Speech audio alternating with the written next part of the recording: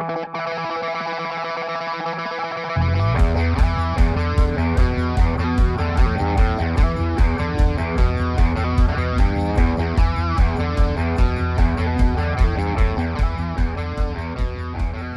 yo, yo, welcome back to Cancer, Smiles, and Sarcasm.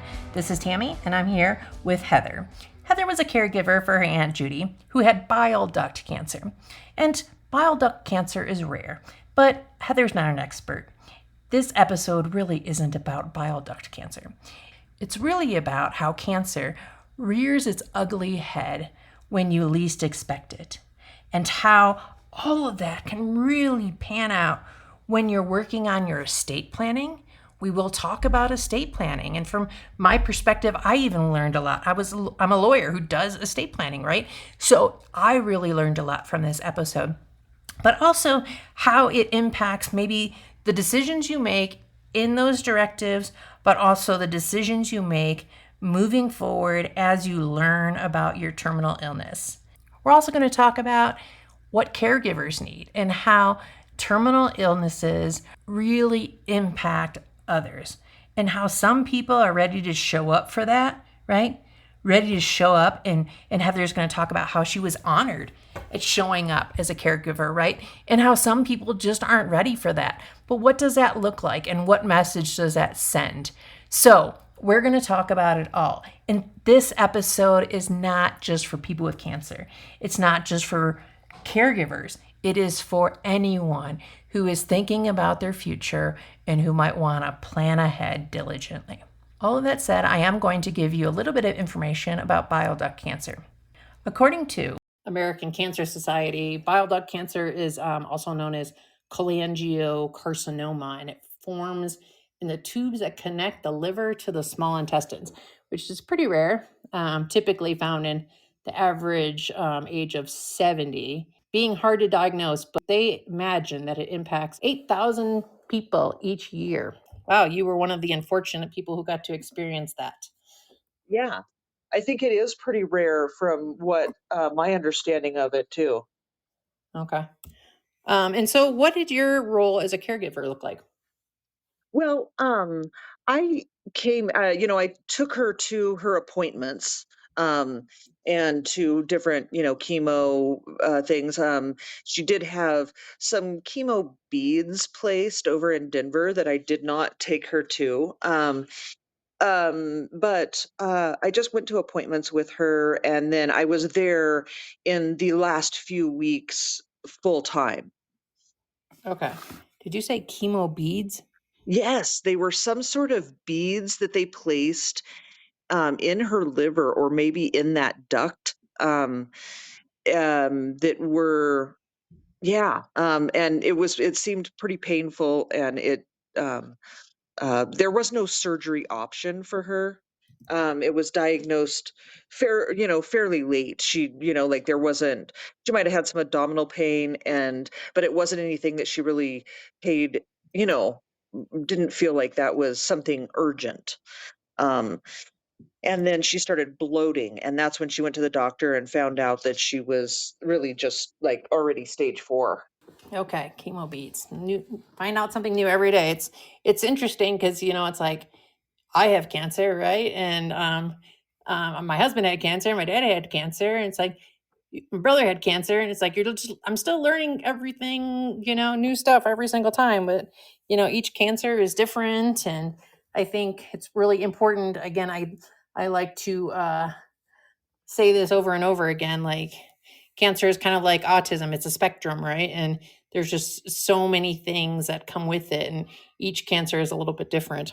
So, Yeah, for sure. And the treatment and the approach and all of it is different. yeah.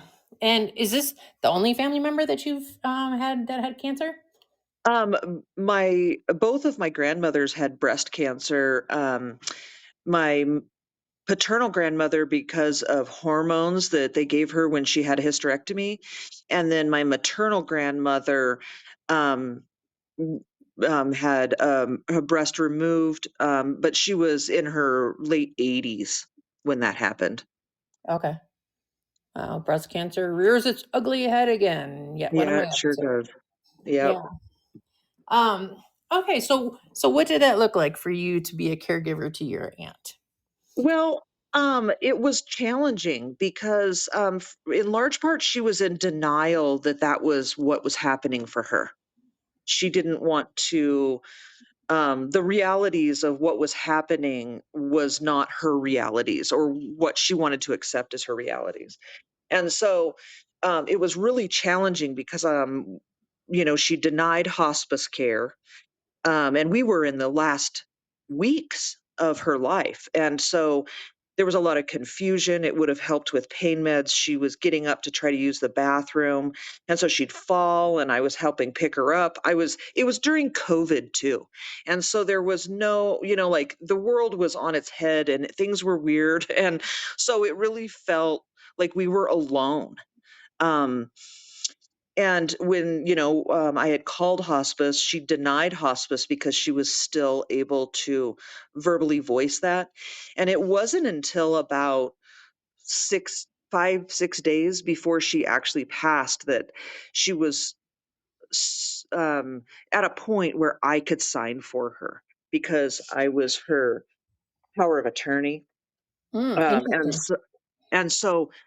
then I was able to sign for her to bring hospice on, which, made a huge difference, honestly, for both of us, because then they would come in and help me change the bed. They would help, then they brought meds. They had a commode so that she could we could, pivot to that instead of, it just made a huge difference, having hospice on board for those last few days. But it would have been extremely helpful to have them on board, weeks before that.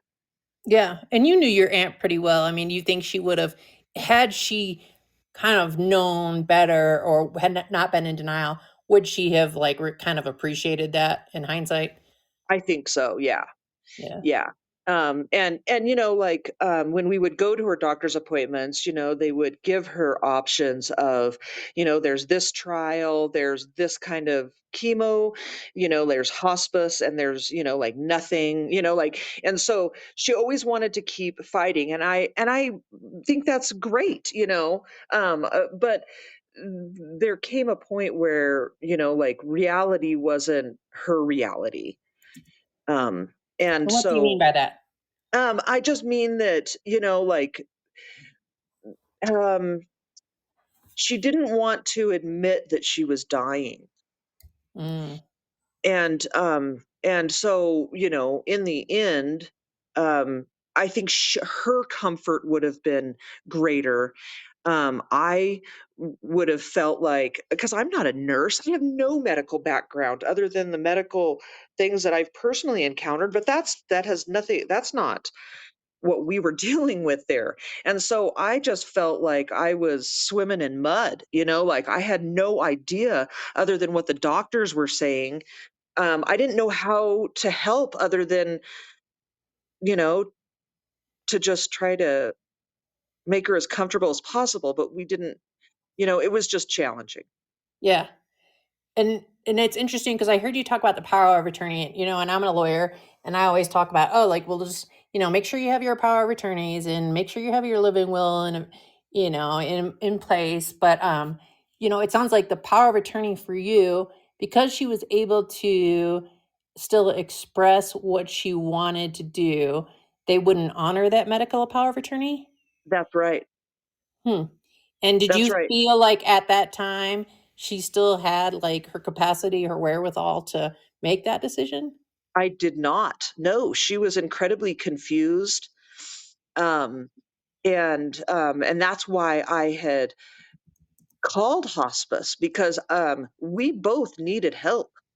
But because they felt she was of sound mind, in that moment when they were there, there was nothing, there's nothing I could do. So they Um, looked at it, her like in a snapshot, like they came over, said, "Hey, what's going on? Let's have a cup of coffee." And oh yeah, she's got her wherewithal, and boom, we're done. yes, and she was like essentially staying in her bed at that point. She had missed doctor's appointments because we could not physically get her out the door. Wow. And because she, in that moment, could clearly say, no, I don't want hospice on board. That was it.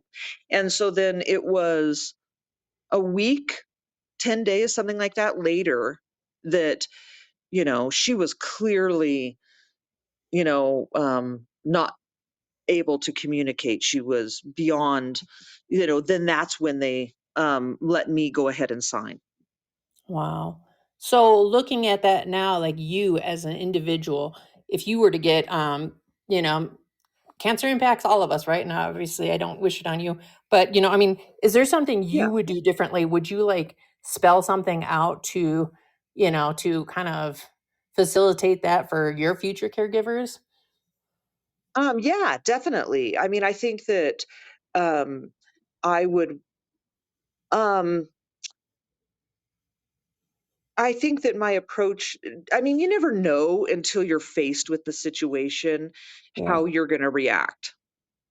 yeah, Um, but I definitely think that I wouldn't want, and she wouldn't have either wanted me to deal with what was going on to that capacity. I think that if she could be here, and I don't think that she would have wanted me to be responsible on that level. yeah. And yet, Um, and so she's in denial, and like, I mean, she's clearly sick, right? But how is she in denial? Like, what did that look like? Like, I how's that? right. Yeah, she didn't want to talk about it. She didn't want to have a discussion about hospice. She didn't, she just wanted to keep taking chemo and keep fighting because she didn't want her life to be over. Mm, And so like she just, like, I don't know how else to say it, but that she was just in denial. And she would talk about, I would ask her, like, I mean, things like, what do you want me to do after? Like, do you want to, a lot of our family, had been cremated. Is that what she wanted? Where does she want me to put the ashes? Like, and so in, like, some of those things she could talk about, but right now, today, she wouldn't talk about it. She wouldn't um, have a conversation about how, I felt like hospice could be real beneficial because they could bring a commode and we could just set it right by her bed. And then we could just pivot to the commode. I could help her, just with her daily, wash her face, do the things, but that they would be helpful in a lot of those ways. But she just wouldn't talk about it. She didn't want to do it. did And I you ever think just that, say, like, did you ever just go, fuck this, Aunt Judy? Like, I'm not equipped for this. um, I didn't, like, I guess I mean, Most you people know, wouldn't, right? right. Yeah. I mean, and I felt, and like I say, I think that, COVID really isolated us even further Yeah. because she died at the end of April 2020. And Oh, so we wow. were in the thick of it. Yeah. Hmm. And so talking about that, like, so I mean, you are alone in general, but I mean, you have a pretty big family, pretty strong family. Would you agree? Yeah. Yeah. Yeah. Um, and so, I mean, what does that look like for you as a caregiver? Is there something you wish somebody would have stepped up for you and done for you at that time? Yes. I mean, I think that people, like I say, with COVID being the case, people were staying away. I mean, we didn't have visitors. There were some people that would, like, some of her friends that, like, dropped food off at the door and then left. Mm, Like, people were afraid that they were going to give her COVID. People were afraid that, like, they didn't want to get anything. And so they just didn't venture out of their house. So I think that had it been today, we would have more people. seeing what was going on. Like nobody was stopping by and actually seeing what the state of, and it was, I mean, and nobody was there in the middle of the night when I was deadlifting her out of the floor either, Yeah. you Yeah. know. So I think that, had she been willing to admit that she needed that help, we would have been at the care facility. Yeah. And and so as a caregiver, and let's pretend like, we're past the COVID, looking back now, if you were, well, put yourself today and you're taking care of somebody, what would you want as a support from others? Um, Recognition that that is not an easy role. Um, that it is emotionally and physically exhausting. And so maybe having people that just step in to um, sit there while you go take a shower, or you go take a walk, or just have some time where you can regroup, like you can collect yourself. You need I needed breaks, and I didn't have breaks. And, then I had young kids too. So I was staying at my aunt's house. And then when I did leave, I never really left, like my brain was still always there. Yeah. But I think that giving yourself permission to take the time to step away is very necessary. Yeah. And did you, I mean, at any point, mm, before, during, or after, have you had to, or have you chose to seek out some support for what that had didn't done to you? Yeah, definitely. I've been in counseling for before even she had cancer. So but about that time is when I had started. And yeah, I might have started for different reasons, but I bring that up. And yeah, and then my grandmother didn't have cancer, but I was the caregiver for her at the end of her life too. Yeah. And so yeah, I think that that's been something that's come up a lot for me in the way that I, yeah, deal with that.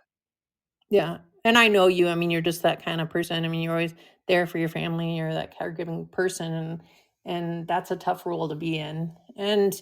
Um and when you talk about that, her desire to keep fighting, did you go to her, remind me, did you go to her medical appointments with her? I did. Yeah.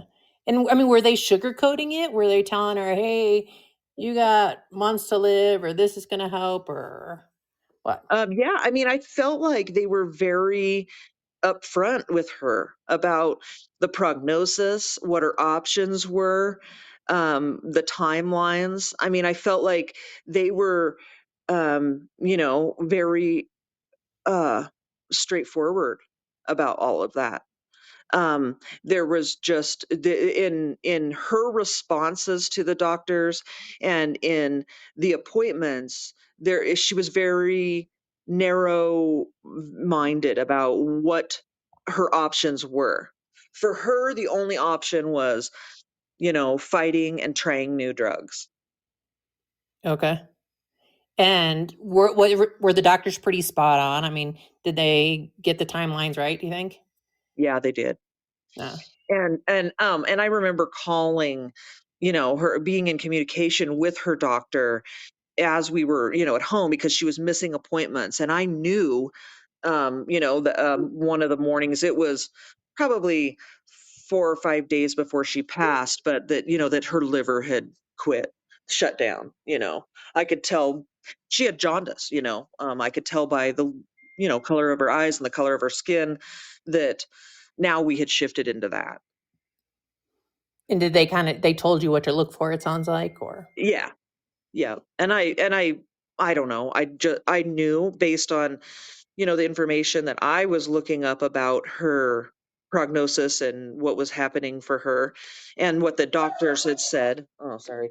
And what the doctors had said, and stuff. So when I contacted the doctor, I mean, I told him, her liver has failed. And he agreed that that was the case, but nobody was coming out until about that time is when hospice finally came in. okay. And gosh, it's just so crazy, as somebody, I don't have that. I guess, the desire to keep living. I want to say I don't have that desire to keep living. No, but I mean that desire, it's almost kind of selfish, right? And it Absolutely, yeah. and I read so much on all these support groups, um, that people, especially with lung cancer, it sounds like lung cancer just kicks people's asses. And I imagine liver cancer, because liver, it just like it does so much for your body. Your liver really does. Um, I imagine it also kind of just kicks your ass when that's in disrepair or dire need of you know treatment. Um, but it's just people get tired, and and so when we talk about that desire to keep living, I think it's like, I hate to say this, but it's like putting your dog down, right? I mean, and I always put my dogs down, right? Because I don't want them to go through that pain. Um, but and living in a right to die state. But it sounds like your aunt wouldn't have exercised that right to die. Nope. Yeah. No, I don't think she would have. I don't think that she was being realistic about what end of life really looked like. And in those last, those last 3 weeks, I don't think that she stopped to think who would be doing this. I just don't think that she was realistic or had even allowed herself to consider what that looked like and who was going to do that. Mm, And so I mean, and somebody had to. yeah. My grandmother was around, her mother. My grandmother was around, but gosh, she was, 80 years old. And, that was, I mean, so yeah, I mean, I don't know who else was going to do that. Yeah. And But yeah, I mean, it's a tough situation, and there's a lot of care that needs to be given.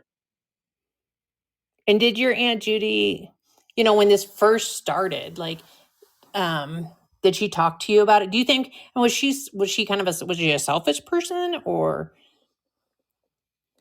Well, not in her lifetime. She didn't seem, I wouldn't say that she was a selfish person, but you know, um this situation she certainly was. I yeah. mean, I just, like I don't know how else to, I mean, I think that, like yeah, I don't know that you'd want to describe sometimes things that way, but how that's certainly how it ended up.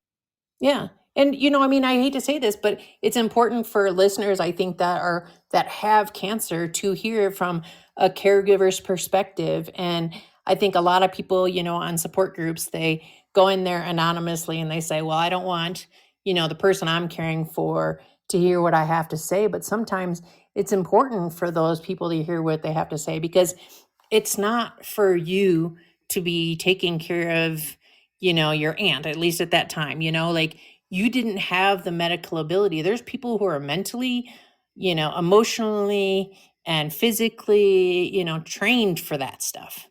Absolutely. And I was reaching out to, I have a really close nurse friend, and I reached out to her but she's in Denver, like all she could do was talk to me. There wasn't a whole lot she could do. Yeah. Like yeah, I mean, I think that we really did need trained medical people. I mean, you're having to change bedding while somebody's in the bed. Wow. Like it's helpful to have help. Like it's tough to, you know, it's just there's medical training, that I didn't have. I didn't want to hurt her. I didn't want to hurt me. And yeah, you need support. You need help. Yeah. And so, I don't think that she realized how much help she was going to need. That it would be physically impossible for her to get herself up and to administer her own meds and to, be, um, I mean, no one can do that.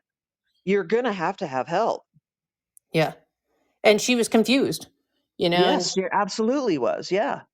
gosh, and that just aggravates me too, that like that medical professionals, and I guess it's hard because you want your medical professionals also to honor what you're saying, what your wishes are, but in the same vein, I mean, I don't know, I would just anticipate that if I'm confused, if I'm medicated, if I'm in so much pain and I'm in that scenario, that at some point I don't have the capacity to make those decisions and my POA gets to jump in.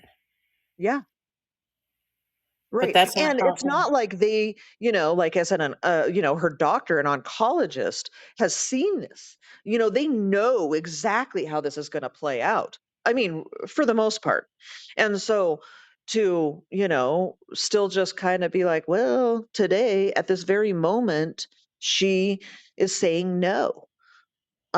So we had, they, Hmm. it put me in a tough spot. Yeah. And nobody else really wanted to join in on that tough spot. So you were SOL. Right. Right. So now, what would you like if somebody's first as a caregiver? What would you like to tell caregivers from your perspective? What's important? Um, to be in the moment, like, it is an honor, from my experience. It is an honor to be with somebody at the end of their life. Somebody that you love and somebody that you cared for. Like we're all going to, hopefully, we all have somebody there that loves us, that is going to look out for us and have our best interests. So it is an honor in that aspect, but it's a lot of work. And like for me, I was in the thick of it until it was over. And then once it was over, that's when I started, you know grieving. I mean, I was grieving along the way because I knew it was happening, but I didn't allow myself to fully like let go until she let go.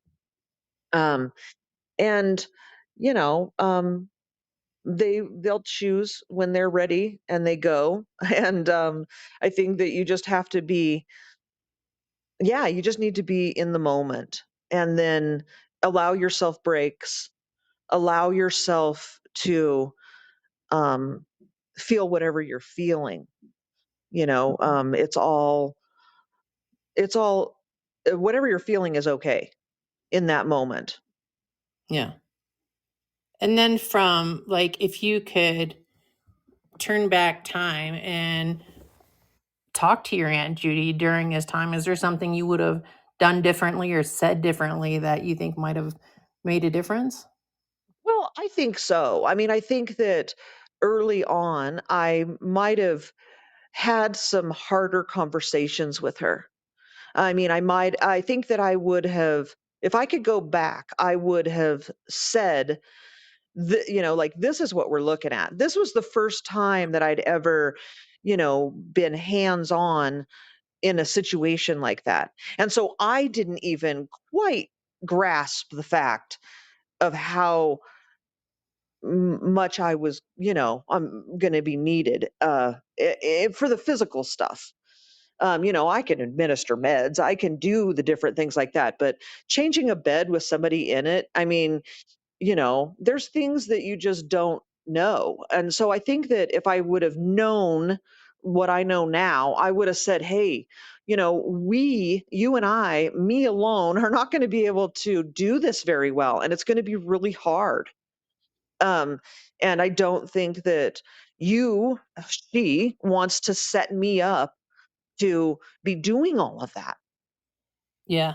And you think she would Like have been responsive at that time? I do think that she would have listened. I mean, I do. Because I don't think that she intended for me to take on that role. I just don't think that she was being very honest with herself and what the realities of end of life really look like. Mhm.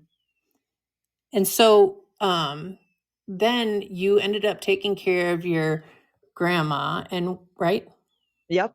And what did she die of? She actually aspirated, so she died of um not really pneumonia, but basically, like her lungs filled with fluid. Oh, okay. And so what did that caregiving, just briefly, what did That that look like? Well, that was far different in a lot of ways because she, chose to not seek treatment, and so there was a lot of hands-on stuff, but she also, I was also her power of attorney. But she was whatever I decided and whatever, like she was fully on board with. And so we went from, hospice to home and then she died in a nursing facility. But she was really quick to make sure that I was taken care of, like if it, whatever I said was what we were going to do. But she was, I always had her best interest. And if, like, 'cause sometimes you're at the hospice facility and you level out, like you're not um, going downhill anymore, you kind of level out. And Mhm. then if you're in that nursing facility, like they have limited beds. And so if you've leveled out, you've got to go. So then I'd take her home and then she'd nosedive again, and then we'd go back to the facility, and then and so the whole time though hospice was on board, and it made things way easier. And so it wasn't necessarily that the medical professionals were honoring you as the medical power of attorney, but that really your grandma was redirecting them to you. That's right. Okay. Which makes a Yep. difference. Yeah, Yeah. it does. Yep. And and it was easy for me to have a conversation with my grandma and for me to explain to her what is happening and what she wanted to do. But she immediately, when it was like, this is your prognosis, this is what's going to happen, she was like, I choose not to treat it. I She chose to die, and so it was a totally different scenario. Yeah. But do you think that you walked into that scenario a little bit differently given that what you had gone through with your Aunt Judy? For sure. And how so? um just awareness of what, end of life is like. I mean, I don't think that a lot of people sit, there not a lot of people are dealing with a hospice situation, an end of life situation. We prepare for that, or at least we would hope that we prepare, because we all know that at some point we are going to die. So, but I don't think a lot of people have a lot of experience with the actual event. Mhm. Yeah. um and like what that really looks like and what that's really like, the different stages and the different, decline of people, and people that are well and able bodied and all of a sudden they're not. And that's and that I mean, good for you and I mean, thanks to you from your loved ones, for taking that role on because it's so hard. You know, you have to be selfless to want to walk in. I mean, even just I remember when my dad was dying, you know, in the hospital, and it was so hard for people to want to come see him. They didn't want to see him in that state. They didn't want to be that to be their memory. But it's like, well, fuck, what about him? You know? Yeah, And like, you need somebody there for him. right. Yeah. And And like I said, I found it to be an honor to be with those ladies at the end. Um, I wouldn't have been anywhere else. But it is, it's a dichotomy for sure. yeah. And were there other people out there who could have stepped in and took that place? um, well, I think, like in my family, I've always kind of been the responsible one. Okay. And so, like I don't think that they felt like there was another choice for power of attorney or those kind of things. But I did have with, like my grandmother, like my sister was there a lot. She would, you know, um, come and sit too. But, like you said, I think that there's a lot of people that don't want to see their loved ones in that way. And they want to keep, you know, some specific memory of them and not have that memory. And so, people choose to they do they avoid Yeah. um, that final stage because it is it's tough. It is tough. Yeah.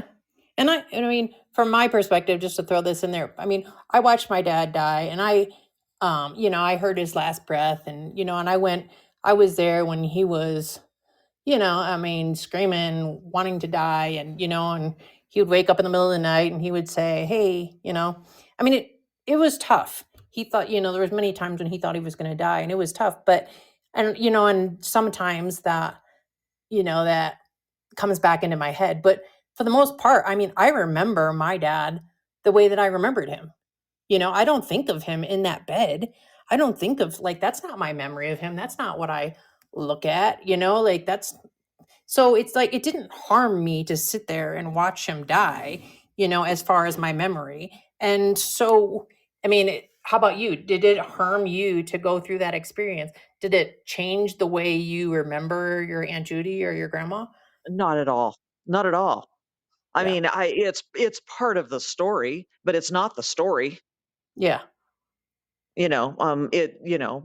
That's how, I think that for anybody, the way that it ends for them isn't, that's not the whole story. There's so much more. Yeah. Yeah. And so no, I don't no, it's just an aspect of it. And of course I remember a lot of that but I also remember going on vacation and hanging out and laughing and Christmases and I mean, it doesn't take away from all the rest of it. Yeah. All right. Well, I appreciate you, and we're going to hear from you in another episode because you are absolutely an amazing woman. And but first, do you have any just general words of wisdom for our listeners? Man, I wish I did. I wish I did. But um no, I guess I don't, honestly. I think that maybe I'll come up with something brilliant later. Yeah, I think it was for me. I think the most powerful part that we can leave with is that what you said. It just gave goosebumps to me. That it's an honor to be there with somebody in their last moments, and if nothing else, that's their last memory, right? That you were Yeah. there. Yeah, Yep. Yep. And yeah, it is an honor. And to be that person that held their hand, I'd do it all over again. yeah, good. Well, we are going to end this session, and I just want to encourage my listeners to follow Cancer Smiles and Sarcasm. Today's episode wasn't that sarcastic, but Yeah, I think, if you can keep a light heart about having these tough conversations, I think, then we've done a better job than some of the other podcasts out there. Ha ha ha ha. I All agree. right. All right. Thanks, Heather. Yep. All right. Bye. Bye.